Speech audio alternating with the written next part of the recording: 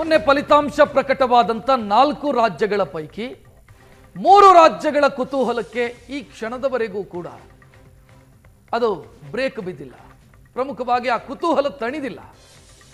ತಮಿಳುನಾಡಿನದ್ದಂತೂ ಬಹಳ ದೊಡ್ಡ ಮಟ್ಟದ ರೋಚಕ ರಾಜಕಾರಣ ನಡೀತಾ ಇದೆ. ಪಶ್ಚಿಮ ಬಂಗಾಳದಲ್ಲಿ ಬೇರೆ ಬೇರೆ ರೀತಿಯ ಸಸ್ಪೆನ್ಸ್ಗಳಿದ್ದಾವೆ. ಕೇರಳದಲ್ಲಿ ಮುಖ್ಯಮಂತ್ರಿ ಯಾರಾಗ್ತಾರೆ ಅನ್ನುವಂಥ ಲೆಕ್ಕಾಚಾರ ನಡೀತಾ ಇದೆ. ಅಸ್ಸಾಂ ಒಂದು ಕ್ಲಿಯರು, ಪುದುಚೇರಿಯಲ್ಲೂ ಕೂಡ ಯಾವುದೇ ರೀತಿಯ ಗೊಂದಲಗಳು ಕಾಣ್ತಾ ಇದೆ. ತಮಿಳುನಾಡು ಊಹೆ ಮಾಡೋದಕ್ಕೆ ಸಾಧ್ಯವೇ ಇಲ್ಲದಂಥ ಬೆಳವಣಿಗೆ ಅಥವಾ ಊಹೆ ಮಾಡದಂಥ ಬೆಳವಣಿಗೆ ತಮಿಳುನಾಡಲ್ಲಿ ನಡೆದಿರುವ. ಕೇರಳದಲ್ಲಿ ಮುಖ್ಯಮಂತ್ರಿ ಹುದ್ದೆಗೆ ಸಂಬಂಧಿಸಿದಂತೆ ಯಾರು ಅನ್ನುವಂಥ ಪ್ರಶ್ನೆ ಇದೆ. ಪಶ್ಚಿಮ ಬಂಗಾಳದಲ್ಲಿ ಮುಖ್ಯಮಂತ್ರಿ ಯಾರು ಅಂತ ಉತ್ತರ ಸಿಕ್ಕಿದೆ. ಕ್ಯಾಬಿನೆಟ್ ಹೇಗಿರುತ್ತೆ ಅನ್ನೋದು ಈಗಿರುವಂತಹ ಕುತೂಹಲ. ಯಾರು ಉಪಮುಖ್ಯಮಂತ್ರಿ ಆಗ್ತಾರೆ, ಯಾರ್ಯಾರು ಕ್ಯಾಬಿನೆಟ್ನಲ್ಲಿ ಅವಕಾಶವನ್ನು ಪಡೀತಾರೆ, ಎಲ್ಲ ಪ್ರಶ್ನೆಗಳಿದ್ದಾವೆ. 3 ರಾಜ್ಯಗಳು, ಪಶ್ಚಿಮ ಬಂಗಾಳದಲ್ಲಿ ಬಿಜೆಪಿ 2/3 ಮೆಜಾರಿಟಿಯನ್ನು ಪಡ್ಕೊಳ್ತು, ಭರ್ಜರಿ ಬಹುಮತವನ್ನು ಪಡ್ಕೊಳ್ತು. ಮುಖ್ಯಮಂತ್ರಿ ಯಾರು ಅನ್ನುವಂಥ ಪ್ರಶ್ನೆಗೆ ನಿನ್ನೆ ಉತ್ತರ ಸಿಕ್ತು ಸುವೇಂದು ಅಧಿಕಾರಿ. ಇವತ್ತು ಉತ್ತರ ಸಿಗಬೇಕಾಗಿರೋದು ಯಾರು ಉಪಮುಖ್ಯಮಂತ್ರಿ, ಯಾರು ಮಂತ್ರಿಗಳು ಆಗ್ತಾರೆ ಅಂತ. ಕೇರಳದಲ್ಲಿರುವಂಥ ಕುತೂಹಲ ಮುಖ್ಯಮಂತ್ರಿ ಯಾರು ಅಂತ. ಅಲ್ಲಿ ಕೆ.ಸಿ. ವೇಣುಗೋಪಾಲ್ ಮತ್ತು ವಿ.ಡಿ. ಸತೀಶನ್ ಸದ್ಯ ಫ್ರಂಟ್ ರನ್ನರ್ಸ್, ಮುಂಚೂಣಿಯಲ್ಲಿದ್ದಾರೆ ಇಬ್ಬರು. ಶಾಸಕರ ಬಲ ಕೆ.ಸಿ. ವೇಣುಗೋಪಾಲ್ ಪರ ಇದೆ. ಮಿತ್ರ ಪಕ್ಷದ ಬೆಂಬಲ ವಿ.ಡಿ. ಸತೀಶನ್ ಅವರಿಗಿದೆ, ಅಂದ್ರೆ ಮುಸ್ಲಿಂ ಲೀಗ್ನ ಬೆಂಬಲ. ತಮಿಳುನಾಡಲ್ಲಿ ಸದ್ಯಕ್ಕಿರುವಂತ ಕುತೂಹಲ, ವಿಜಯ್ ಅವರಿಗೆ ಬಹುಮತ ಸಾಬೀತು ಮಾಡೋದಕ್ಕೆ ಸಾಧ್ಯ ಆಗುತ್ತಾ, ಅಥವಾ ಬಹುಮತಕ್ಕೆ ಬೇಕಾದಂತ ಶಾಸಕರ ಸಂಖ್ಯೆಯನ್ನ ಗಳಿಸಿಕೊಳ್ಳೋದಕ್ಕೆ ಸಾಧ್ಯ ಆಗುತ್ತಾ. ಸದ್ಯ ಅವರಿಗೆ ಸಮಸ್ಯೆ ಆಗಿರೋದು ಒಂದೇ ಒಂದು ಎಂ.ಎಲ್.ಎ. ಬೆಂಬಲ ಅಗತ್ಯ ಇದೆ. 116 ರೀಚ್ ಆಗಿದ್ದಾರೆ. 117 ಸಾಕು ಬಹುಮತ ಸಾಬೀತು ಮಾಡೋದು. ಯಾಕಂತಂದ್ರೆ 234 ಇದ್ದಿದ್ದಂತ ವಿಧಾನಸಭೆಯ ಬಲ 233ಕ್ಕೆ ಇಳಿಯುತ್ತೆ. 117 ಆಗತ್ತೆ ಮ್ಯಾಜಿಕ್ ನಂಬರ್. ಯಾರು ಬೆಂಬಲಿಸ್ತಾರೆ? ವಿ.ಸಿ.ಕೆ ಉಲ್ಟಾ ಹೊಡೆದಿರುವಂತ ವಿ.ಸಿ.ಕೆ ಮತ್ತೊಮ್ಮೆ ಬೆಂಬಲ ಕೊಡುತ್ತಾ? ಎಲ್ಲ ಪ್ರಶ್ನೆಗಳಿದೆ.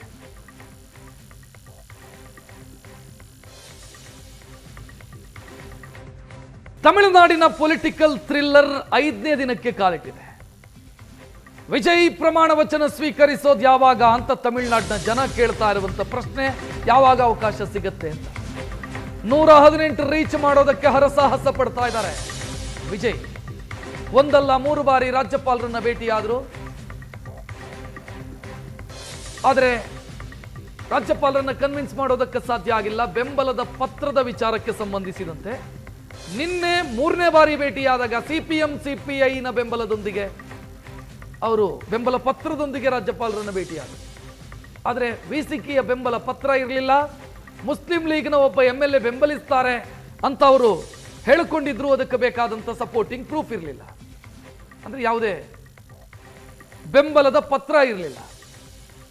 ಯಾವಾಗ ಭೇಟಿಯಾದ್ರು ಅಂತ ನೋಡ್ತಾ ಇದ್ರಿ. ಮೊದಲ ಬಾರಿ ಗುರುವಾರ, ನಂತರ ಶುಕ್ರವಾರ, ಮತ್ತೆ ನಿನ್ನೆ. ಈಗ ಅವರಿಗೆ 2 ಅಥವಾ 1 ಶಾಸಕರ ಕೊರತೆ ಇರೋದು.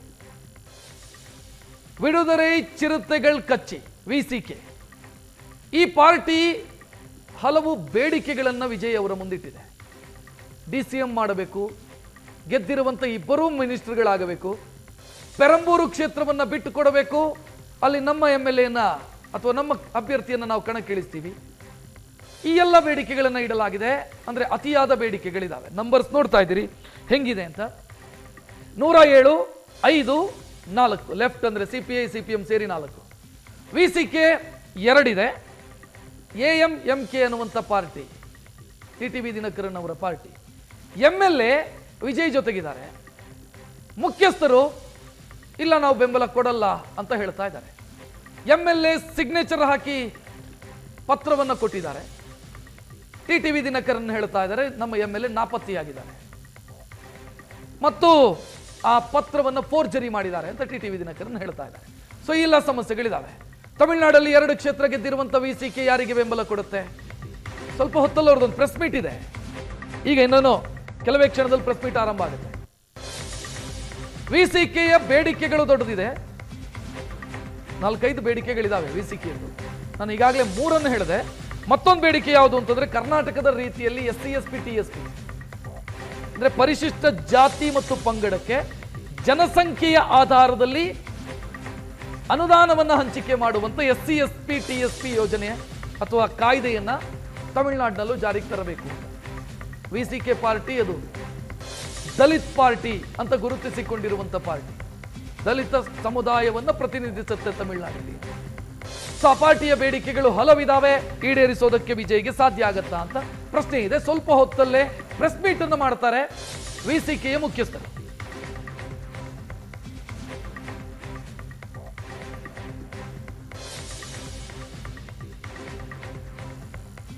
ಮೂರು ಪ್ರಮುಖ ಬೇಡಿಕೆಗಳನ್ನು ಇಟ್ಟಿರೋದು, 2 ಸಚಿವ ಸ್ಥಾನ, ಅದರಲ್ಲೊಂದು DCM. ವಿಜಯ್ 2 ಕ್ಷೇತ್ರದಲ್ಲಿ ಸ್ಪರ್ಧೆ ಮಾಡಿದ್ದಾರೆ, ತಿರುಚಿ ಮತ್ತು ಪೆರಂಬೂರು. ಒಂದಕ್ಕೆ ರಾಜೀನಾಮೆ ಕೊಡಬೇಕು. VCK ಹೇಳ್ತಾ ಇದೆಯಂತೆ ನೀವು ಪೆರಂಬೂರಿಗೆ ರಿಸೈನ್ ಮಾಡಬೇಕು ಮತ್ತು ಅದನ್ನು ನಮಗೆ ಬಿಟ್ಟು ಕೊಡಬೇಕು ಅಂತ. ವಿಜಯ್ ಈ ಬೇಡಿಕೆಯಿಂದ ಇದನ್ನು ಈಡೇರಿಸೋದಕ್ಕೆ ಸಾಧ್ಯನಾ ಅನ್ನೋದು ಪ್ರಶ್ನೆ ಇರೋದು.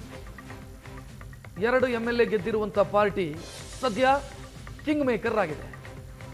ಎಲ್ಲ ರಾಷ್ಟ್ರೀಯ ಮಾಧ್ಯಮಗಳ ವರದಿಗಾರರು VCK ಕಚೇರಿ ಮುಂದಿದ್ದಾರೆ. VCK ಹೆಡ್ ಕ್ವಾರ್ಟರ್ಸ್, ನಿನ್ನೆವರೆಗೆ VCK ಹೆಡ್ ಕ್ವಾರ್ಟರ್ಸ್ ಎಲ್ಲಿ ಅಂತ ಹುಡುಕೋ ಸ್ಥಿತಿ ಇತ್ತು. ಇವತ್ತು centre of attraction VCK headquarters. ಸ್ವಲ್ಪ ಹೊತ್ತಲ್ಲಿ ಪ್ರೆಸ್ ಮೀಟ್ ಮಾತನಾಡೋಣ. ತಮಿಳುನಾಡಿಗೆ ಸಂಬಂಧಿಸಿದಂತೆ ನಮ್ಮ ಜೊತೆಗೆ ನಮ್ಮ ಅಸೋಸಿಯೇಟ್ ಎಡಿಟರ್, ರಾಜಕೀಯ ವಿಶ್ಲೇಷಕ ಪ್ರಶಾಂತ್ ನಾಥ್ ಜೊತೆಗಿದ್ದಾರೆ. ಪ್ರಶಾಂತ್ ನಾಥ್, ಆರಂಭದಲ್ಲಿ ಈ ಸ್ಥಿತಿ ಬರುತ್ತೆ ಅಂತ ಯಾರೂ ಊಹೆ ಮಾಡಿರಲಿಲ್ಲ. ಈಸಿಯಾಗಿ ಸರ್ಕಾರ ರಚನೆ ಆಗುತ್ತೆ ಅಂತ ಒತ್ತಾಡುವಂಥ ಸ್ಥಿತಿ ಬರೋದಕ್ಕೆ ಏನು ಕಾರಣ ಆಯಿತು ಅಂತ ಅನ್ಸುತ್ತೆ? ನೋಡಿ, ಪ್ರಮುಖವಾಗಿ ವಿಜಯ್ ಯಾವ ರೀತಿ ಪೊಲಿಟಿಕಲಿ ಒಂದು ದೊಡ್ಡ ಫೋರ್ಸ್ ಆಗಿ ತಮಿಳುನಾಡಿನಲ್ಲಿ ಹೊರಹೊಮ್ಮಿದ್ರು, ಅದು ಬಹುತೇಕ DMK, AIADMK ಸಣ್ಣ ಸಣ್ಣ ಪಕ್ಷಗಳಿಗೆ ಒಂದು ರೀತಿಯ ಅಪಥ್ಯ ಆಗಿರುತ್ತೆ. ಅದನ್ನು ಪೊಲಿಟಿಕಲಿ ಡೈಜೆಸ್ಟ್ ಮಾಡ್ಕೊಳ್ಳೋದು ಕೂಡ ಕಷ್ಟ ಇದೆ. ಹೀಗಿರುವಾಗ ವಿಜಯ್ ಏಕಾಏಕಿ ಹೋಗಿ ಸರ್ಕಾರ ರಚನೆಯ ಹಕ್ಕನ್ನು ಮಂಡಿಸುವುದಕ್ಕಿಂತ, ರಾಜ್ಯಪಾಲರನ್ನು ದೂರುವುದಕ್ಕಿಂತ, ತಾನು ಮುಂಚೆ ಎಲ್ಲರ ಜೊತೆಗೆ ಮಾತಾಡಿ ಒಂದು ನೋಡಿ, ಈ ರೀತಿ ಬಹುಮತವನ್ನು ತೆಗೆದುಕೊಂಡು ಬರೋದು ಕಷ್ಟ ಇರುತ್ತೆ ಯಾವುದೇ ಪೊಲಿಟಿಕಲ್ ಪಾರ್ಟಿಗೆ. ಯಾಕೆಂದರೆ ಪೊಲಿಟಿಕಲ್ ಬಾರ್ಗೇನಿಂಗ್ಗಳು ನಡೀತವೆ. ಈಗ ನೋಡಿ, VCKಗೆ ಅರ್ಥ ಆಗಿಬಿಡ್ತು, ನಾವು ಕೊನೆಯದಾಗಿ ಬೆಂಬಲಿಸಿದರೆ ಇನ್ನೂ ಹೆಚ್ಚು ಬಾರ್ಗೇನ್ ಮಾಡ್ಬೋದು ಅಂತ. ಅದಕ್ಕೆ VCK ಕಾಯ್ತಾ ಇತ್ತು. ಎಲ್ಲರೂ ಏನು ಹೇಳಿದರು, ಇಲ್ಲ ರಾಜ್ಯಪಾಲರದ್ದು ತಪ್ಪು, ರಾಜ್ಯಪಾಲರು ಅವ್ರನ್ನ ಕರೆದು ಬಿಡಬೇಕು ಅಂತ. ಬಟ್ ರಾಜ್ಯಪಾಲರು ಅನ್ಲೆಸ್ ನಂಬರ್ಸ್ಗಳು ಇರದೆ, ಪ್ರೈಮಾ ಫೇಸಾಯ್ ಸ್ಯಾಟಿಸ್ಫೈ ಆಗದೆ ಅವ್ರು ಕರೀಲಿಕ್ಕೆ ಸಾಧ್ಯ ಆಗಲ್ಲ. ಹೀಗಿರುವ ಪರಿಸ್ಥಿತಿಯಲ್ಲಿ ಈಗ ಉಳಿದ ಸಣ್ಣ ಸಣ್ಣ ಪಕ್ಷಗಳು ತಮ್ಮ ಪೈಯನ್ನು, ತಮ್ಮ ಕೇಕನ್ನು ತೆಗೆದುಕೊಳ್ಳುವ ಪ್ರಯತ್ನವನ್ನು ಮಾಡ್ತವೆ. ಇಷ್ಟು ವರ್ಷ ಅವ್ರಿಗೆ ಅವಕಾಶನೇ ಸಿಕ್ಕಿರಲಿಲ್ಲ. ಅದು DMK ಅಥವಾ AIADMK ಸ್ಪಷ್ಟ ಬಹುಮತದೊಂದಿಗೆ ಅಧಿಕಾರಕ್ಕೆ ಬರ್ತಾಯಿದ್ರು. ಅವ್ರು ಏನು ಕೊಡ್ತಾರೆ ಅದನ್ನು ತೆಗೆದುಕೊಂಡು ಇರಬೇಕಾಗ್ತಾಯಿತ್ತು. ಮೊದಲ ಬಾರಿ ತಮಿಳುನಾಡಿನ ರಾಜಕಾರಣದಲ್ಲಿ ಇದು ಓಪನ್ ಅಪ್ ಆಗಿದೆ. ಕಾಂಗ್ರೆಸ್ ತರಾತುರಿಯಲ್ಲಿ ಬೆಂಬಲ ಏನು ಕೊಡ್ತು, ಅದೇ ಬೆಂಬಲವನ್ನು VCK ಜೊತೆ, CPI ಜೊತೆ, CPM ಜೊತೆ ಚರ್ಚೆ ಮಾಡಿ ಒಂದು ಫೋರಮನ್ನು ಮಾಡಿ, ನಂತರ ವಿಜಯರನ್ನು ಕರೆದು ಚರ್ಚೆ ಮಾಡಿ. ಪಾಲಿಟಿಕ್ಸ್ನಲ್ಲಿ pragmatism is very important. Congress ಒಂದು ರಾಷ್ಟ್ರೀಯ ಪಕ್ಷವಾಗಿ ತರಾತುರಿಯಲ್ಲಿ ಓಡೋದಂತೆ DMKಯನ್ನು ಬಿಟ್ಟು ಹೋಗೋದಕ್ಕಿಂತ DMK ಮಿತ್ರ ಪಕ್ಷಗಳನ್ನು ಕರೆದು ಇವತ್ತಿನ ಪರಿಸ್ಥಿತಿಯಲ್ಲಿ ನಾವು ಬಾಹ್ಯ ಬೆಂಬಲವನ್ನು ಕೊಡೋದು ಒಳ್ಳೆಯದು. ನಾವೇನು DMKನ ಡಂಪ್ ಮಾಡಬೇಕು ಅಂತಕ್ಕಂಥದ್ದೆಲ್ಲ, ನೋಡೋಣ ವಿಜಯ್ ಏನು ಮಾಡ್ತಾರೆ ಅನ್ನುವ ತೀರ್ಮಾನವನ್ನು ತೆಗೆದುಕೊಂಡಿದ್ರೆ ಕಾಂಗ್ರೆಸ್ಗೊಂದು ಲಾರ್ಜರ್ ಸೇ ಇರ್ತಾಯಿತ್ತು.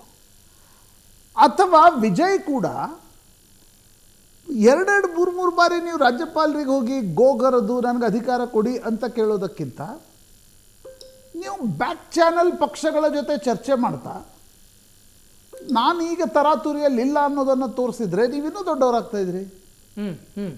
ಗೊತ್ತಿಲ್ಲ, ವಿಜಯ್ ಅನುಭವದ ಕೊರತೆನಾ ಅಥವಾ ಪ್ರತಿಷ್ಠೆಯ ವಿಚಾರ? ಇಲ್ಲ, ಅನುಭವದ ಕೊರತೆ ಅಂತ ನನಗನ್ಸುತ್ತೆ. ಯಾಕಂದರೆ ವಿಜಯ್ ರಾಜಕೀಯಕ್ಕೆ ಹೊಸಬರು. ಈ ಮಟ್ಟದ ಗೆಲುವು ನಿಮಗೆ ಡೈಜೆಸ್ಟ್ ಮಾಡ್ಕೊಳ್ಳೋಕ್ಕೆ, ಸಿಂಕಿನ್ ಆಗೋಕ್ಕೆ ಅವ್ರಿಗೂ ಟೈಮ್ ಬೇಕಾಗತ್ತೆ. ಬಟ್ ಯಾರು ಅಡ್ವೈಸರ್ಸ್ ಇರ್ತಾರೆ ಅವ್ರು ಕರೆಕ್ಟಾಗಿ ಅಡ್ವೈಸ್ ಮಾಡಲಿಲ್ಲ ಅಂತ ನನಗನ್ಸುತ್ತೆ. ಕಾಂಗ್ರೆಸ್ ಒಂದು ನ್ಯಾಷನಲ್ ಪಾರ್ಟಿಯಾಗಿ, ಒಂದು ರಾಷ್ಟ್ರೀಯ ಪಕ್ಷವಾಗಿ ಅದಕ್ಕಿದ್ದಂಥ ಅವಕಾಶವನ್ನು ಬಳಸಿಕೊಳ್ಳಿಲ್ವ? ಈಗ ನಿನ್ನೆಯಿಂದ ಮಲ್ಲಿಕಾರ್ಜುನ್ ಖರ್ಗೆ VCK ಮುಖ್ಯಸ್ಥರ ಜೊತೆ ಮಾತನಾಡಿದ್ರು ಅಂತ ಸುದ್ದಿಗಳು ಓಡಾಡೋದಕ್ಕೆ ಶುರುವಾಗಿದೆ. ಅದನ್ನು 4ನೇ ತಾರೀಕೆ ಮಾಡ್ತಿದ್ರೆ ಕಾಂಗ್ರೆಸ್ನ ಬಾರ್ಗೇನಿಂಗ್ ಪವರು ಜಾಸ್ತಿ ಇರ್ತಿತ್ತು. ಮಲ್ಲಿಕಾರ್ಜುನ್ ಖರ್ಗೆ ಒಬ್ಬ ಯಾರಾದರೂ ಹಿರಿಯ ನಾಯಕರನ್ನು ಚೆನ್ನೈಗೆ ಕಳಿಸ್ಬೇಕಿತ್ತು. ಚೆನ್ನೈಗೆ ಕಳಿಸಿ DMKಯ ಮಿತ್ರ ಪಕ್ಷಗಳನ್ನು ಜೊತೆ ಚರ್ಚೆ ಮಾಡಿ, ಯಾರಾದರೂ ಒಬ್ಬರು ಹಿರಿಯರು ಹೋಗಿ ಸ್ಟಾಲಿನ್ಗೂ ಭೇಟಿಯಾಗಿ ದ್ಯಾಟ್ ಈಸ್ ಹೌ ನಿಮ್ಮ ಇಷ್ಟು ವರ್ಷಗಳ ಅಲೈನ್ಸ್ ಇರುತ್ತೆ. ನೀವು ಯಾರನ್ನೂ ಹೇಳದೆ ಕೇಳದೆ 5 ಶಾಸಕರನ್ನು ವಿಜಯ ಮನೆಗೆ ಕಳಿಸ್ಬಿಟ್ರಿ. ಈಗ ಸ್ಟಾಲಿನ್ ಜೊತೆ ನೀವು ಇಷ್ಟು ವರ್ಷಗಳ ಕಾಲ ಇದ್ರಿ ತಾನೇ. ಸ್ಟಾಲಿನ್ ನಿಮ್ಮ ಜೊತೆ ಗಟ್ಟಿಯಾಗಿ ನಿಂತ್ಕೊಂಡಿದ್ರು ತಾನೇ. ಲೋಕಸಭಾ ಚುನಾವಣೆಯಲ್ಲಿ ಕೇರಳ ಮತ್ತು ತಮಿಳುನಾಡು ಕೈ ಹಿಡಿದೇ ಇದ್ದರೆ ಇವತ್ತು ಇಂಡಿಯಾ ಒಕ್ಕೂಟದ ಪರಿಸ್ಥಿತಿ ಏನಿರ್ತಾ ಇತ್ತು? ಕರೆಕ್ಟ್. ನಿಮ್ಮ ನೋಡಿ ಸ್ಟಾಲಿನ್ನ ನೋಡಿ, ರಾಜಕಾರಣದಲ್ಲಿರ್ತಕ್ಕಂಥವ್ರು ಎಲ್ಲರಿಗೂ ಈ ಪರಿಸ್ಥಿತಿ ಅರ್ಥ ಆಗಲ್ವಾ? ಸ್ಟಾಲಿನ್ಗೇನು ಅರ್ಥ ಆಗಲ್ವಾ? Vijay has emerged. So Congress ಒಂದು ಏನಂತಾರೆ, ಹಿರಿಯ ನಾಯಕರನ್ನು ಒಬ್ಬರನ್ನು ಸ್ಟಾಲಿನ್ ಹತ್ರ ಕಳಿಸಿ ಈ ಪರಿಸ್ಥಿತಿ ಇದೆ, ನಾವು ಈಗ ವಿಜಯ್ಗೆ ಬೆಂಬಲ ಕೊಡದೆ ಹೋದರೆ ಬಿ ಜೆ ಪಿ ಏನಾದರೂ ಒಂದು ಬ್ಯಾಕ್ ಚಾನಲ್ ಪ್ರಯತ್ನವನ್ನು ಮಾಡುತ್ತೆ. ಸ್ಟಾಲಿನ್ ಸಿಟ್ಟಿಗೇಳ್ತಾರೋ ಬಿಡ್ತಾರೋ ಅದು ಮುಂದಿನ ಪ್ರಶ್ನೆ. ಬಟ್ ಪಾಲಿಟಿಕ್ಸ್ನಲ್ಲಿ ಆ ಡೆಕರಮನ್ನು ನೀವು ಮೇಂಟೈನ್ ಮಾಡ್ಬೇಕಾ? ನನ್ನ ಅನಿಸಿಕೆ ಪ್ರಕಾರ ಒಬ್ಬ ಹಿರಿಯ ನಾಯಕರನ್ನು ಯಾರಿಗಾದರೂ ಕಳಿಸಿ, ಜಯರಾಮ್ ರಮೇಶ್ರನ್ನೇ ಕಳಿಸಿಯಪ್ಪ, ಜಯರಾಮ್ ರಮೇಶ್ರನ್ನೇ ಕಳಿಸಿ. ರಾಹುಲ್ ಗಾಂಧಿಗೆ ಯಾರು ಆಪ್ತರು ಇರ್ತಾರೆ ಅವರೇ ಹೋಗ್ಬೇಕಾಗತ್ತಲ್ವಾ? ಹೋಗಿ ಸ್ಟಾಲಿನ್ ಹತ್ರ ಮಾತಾಡಿ, ಸಿಟ್ಟಿಗೆದ್ರೆ fine, we have informed you ಅನ್ನೋದನ್ನು ತಿಳಿಸಿ. ನಂತರ VCK, CPI, CPM ಅವರೆಲ್ಲ ಇಂಡಿಯಾ ಒಕ್ಕೂಟದಲ್ಲಿದ್ದಾರೆ. CPI ಮತ್ತು DCM ಕ್ಲೈಮ್ ಮಾಡೋದಕ್ಕೆ ಕಾಂಗ್ರೆಸ್ಗೆ ಅವಕಾಶ ಇತ್ತು VCKಗಿಂತ. ನೋಡಿ, ನಾನು ಅನ್ನೋದು ನೀವು DCM ಕ್ಲೇಮ್ ಮಾಡ್ತಿರೋ, DCM ಕ್ಲೇಮ್ ಮಾಡಲ್ವೋ, ಈಗ ಯಾವುದೇ DCM ಇದ್ದರೂ ವಿಜಯ್ ಎದುರುಗಡೆ ಅವರು ಫೀಕಾ ಆಗ್ತಾರೆ ಅಲ್ವಾ? ಅವರೇನು ಭಾಳ ಯಾವ DCM ವಿಜಯ್ ಪಾಪ್ಯುಲಾರಿಟಿ ಎದುರುಗಡೆ ನಿಲ್ಲಲ್ಲ. ನಾನು ಕೇಳ್ತಕ್ಕಂಥ ಪ್ರಶ್ನೆ, ನೀವು BJP ಮತ್ತು BJPಯ ಪ್ರಾಕ್ಸಿಗಳನ್ನು ದೂರ ಇಡ್ತೀರಿ ಅನ್ನುವ ಭರದಲ್ಲಿ ನಿಮ್ಮ ಮಿತ್ರರನ್ನು ಕೂಡ ದೂರ ಇಟ್ಟು ಕಳ್ಕೊಳ್ತಿದ್ದೀರಲ್ವಾ? ನೋಡಿ, ಪೊಲಿಟಿಕಲ್ ಅನಿವಾರ್ಯತೆ ಸ್ಟಾಲಿನ್ಗೂ ಅರ್ಥ ಆಗಲ್ವಾ? ನಾವಂತರೂ ಸರ್ಕಾರ ರಚಿಸುವ ಸ್ಥಿತಿಯಲ್ಲಿಲ್ಲ, ವಿಜಯ್ ಸರ್ಕಾರ ರಚಿಸಬಾರ್ದು ಅಂತೇನು ಸ್ಟಾಲಿನ್ ಪ್ರಯತ್ನ ಪಡಲ್ಲ. ಹಂಗೆ ಪ್ರಯತ್ನ ಪಟ್ಟರೆ it will boomerang and ವಿಜಯ್ಗೆ ಅದು ಇನ್ನಷ್ಟು ಲಾಭ ಆಗುತ್ತೆ. ಹೀಗಿರುವಾಗ ನನಗನ್ಸುತ್ತೆ ಕಾಂಗ್ರೆಸ್ ಇರಲಿ, CPI ಇರಲಿ, CPM ಇರಲಿ, ಇವು ರಾಷ್ಟ್ರೀಯ ಪಕ್ಷಗಳು ಒಂದು ಫೋರಮನ್ನು ಮಾಡಿಕೊಂಡು ಒಂದು ಸಲ ಕೂತ್ಕೊಂಡು ಅಲ್ಲಿ ಬೇಕಾದರೆ ವಿಜಯರನ್ನು ಕರೆಸಿ ಸರ್ಕಾರ ರಚನೆ ಹೇಗಪ್ಪ? ಈಗ DMK ಸರ್ಕಾರದಲ್ಲಿ ನಾವೆಲ್ಲ ಇದ್ವಿ, ಆ ಪ್ರೋಗ್ರಾಮ್ಗಳು ಕಂಟಿನ್ಯೂ ಆಗಬೇಕು.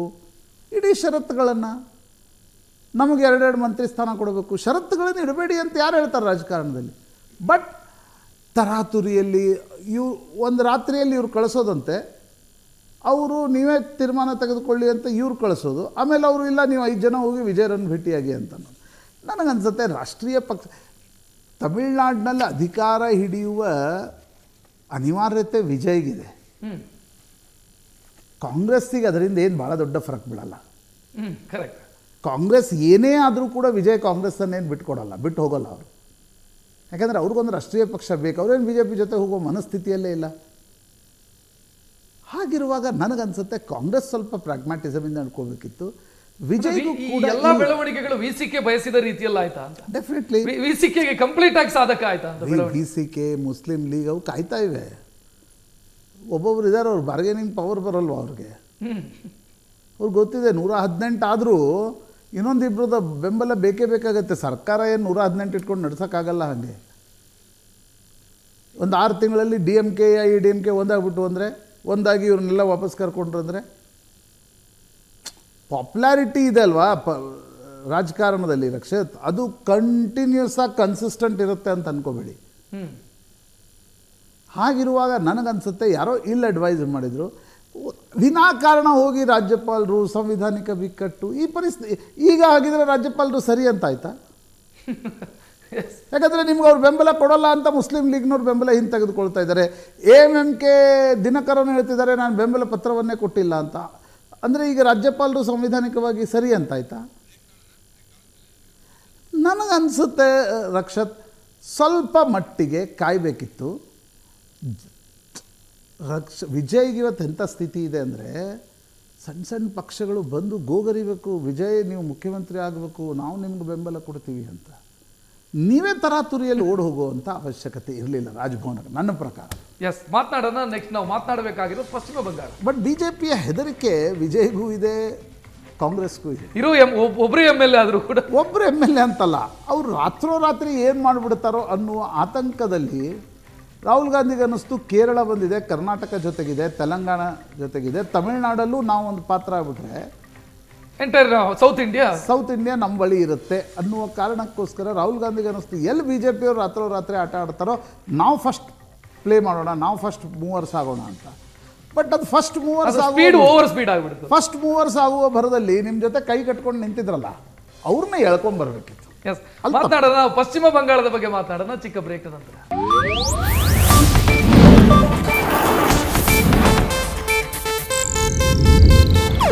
ಇದು ಏಷ್ಯಾನೆಟ್ ನ್ಯೂಸ್ ನೆಟ್ವರ್ಕ್ ಪ್ರಸ್ತುತಿ.